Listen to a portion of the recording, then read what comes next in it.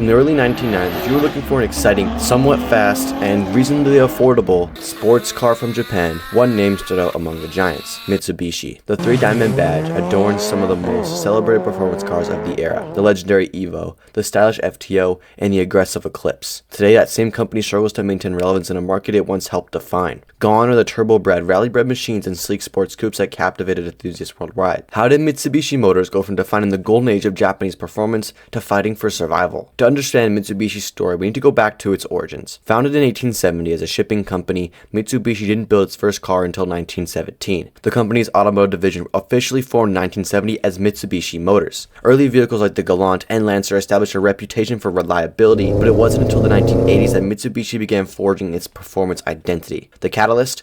Rally racing.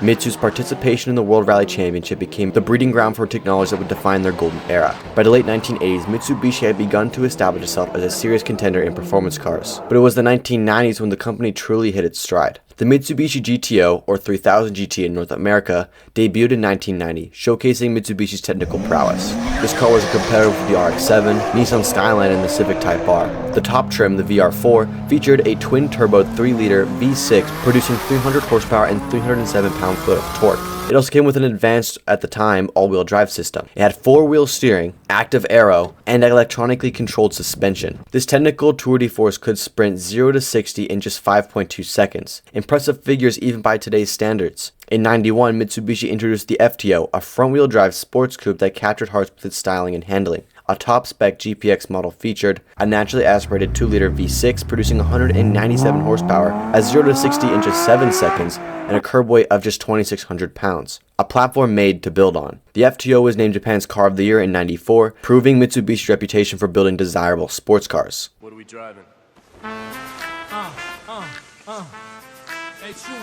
But perhaps no Mitsubishi vehicle better exemplifies the company's golden era than the Lancer Evo. First introduced in '92, Evo combined everyday practicality with supercar slaying performance. A turbo 2-liter 4G63 engine producing 247 horsepower on an all-wheel drive platform with rally-bred suspension and braking resulted in a 0 to 60 in just 5.5 seconds, and that was the Evo 1. The Evo would evolve through 10 generations, becoming more powerful with each one, even though in the later models of this car, Mitsubishi got a little complacent with improving the performance. Probably the second most famous model after the Evo, the Mitsubishi Eclipse was another icon, particularly in its turbocharged GSX form, which featured the same 4G63 engine in the Evo, but producing 37 less horsepower and 214 pound-foot of torque. The Eclipse still had the Mitsubishi all-wheel drive system, and its 0 to 60 was only 6.8 seconds, but the distinctive styling is what made it so iconic. When it appeared in 2001's The Fast and the Furious, everyone knows this bright green Eclipse. But when Mitsubishi seemed to be on top of the automotive world, everything would shift. A significant chapter in their story is their partnership with Chrysler through Diamond Star Motors. This joint venture produced cars like the Eclipse, Eagle Talon, and Plymouth Laser, 3 variants of the same platform. This partnership allowed Mitsubishi to expand its presence into the crucial North American market while sharing development costs. The collaboration produced some of the remarkable vehicles that helped establish Mitsubishi's performance credentials beyond Japan. The DSM cars, as enthusiasts call them, became tuner favorites thanks to the robust 4G63 engine that can handle significant power increases with relatively minor modifications. Even when Mitsubishi's golden era seemed mainly about street cars, it was built on motorsport success. The company's participation in the WRC yielded 4 consecutive drivers' championships from 1996 to 1999. The Evo series particularly benefited from technology honed on dirt, gravel, and snow-covered rally stages around the world. Each rally victory reinforced Mitsubishi's reputation as a builder of serious performance machines, creating a halo effect that benefited the entire product line. But by the early 2000s, the first signs of troubles began to emerge, and the decline of Mitsubishi started, more or less. First came a major scandal in 2000 when Mitsubishi admitted to covering up vehicle defects and customer complaints for over 2 decades. This damaged the consumer trust significantly, and it resulted in massive recalls. Well then, in 2001, Daimler Chrysler, which had previously held a controlling stake in Mitsubishi Motors, withdrew their financial support, leaving the company vulnerable and without enough capital. The changing global automotive landscape posed challenges too. Stricter emissions regulations made high-performance turbocharged engines more expensive to develop and produce. The GTO 3000 GT ended production in 2001, and then the Eclipse gradually transformed from a turbocharged sport coupe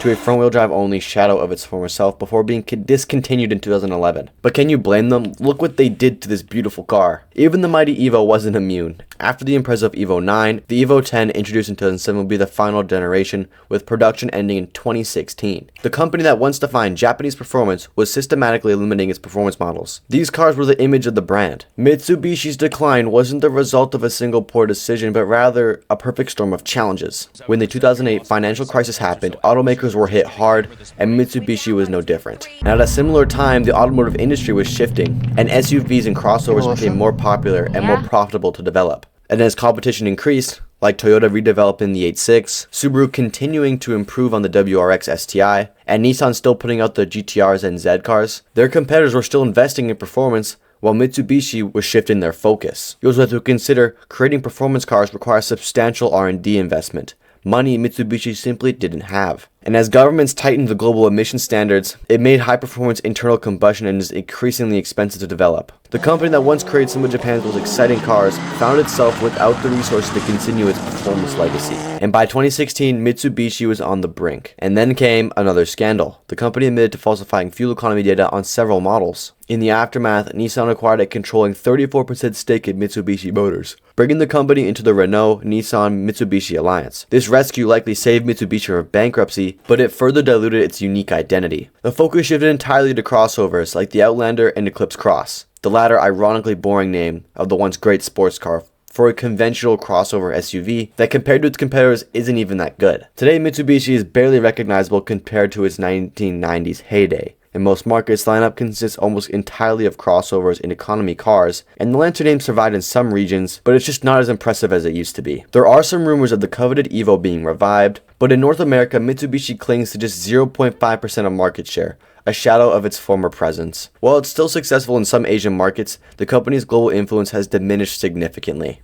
From producing some of the most celebrated performance cars of the 1990s to fighting for relevance today, for enthusiasts who grew up admiring the diamonds, there's always some hope for a renaissance. But now we're left with the memories of the Evos, the FTOs, and the Eclipses, and we'll probably never see them again.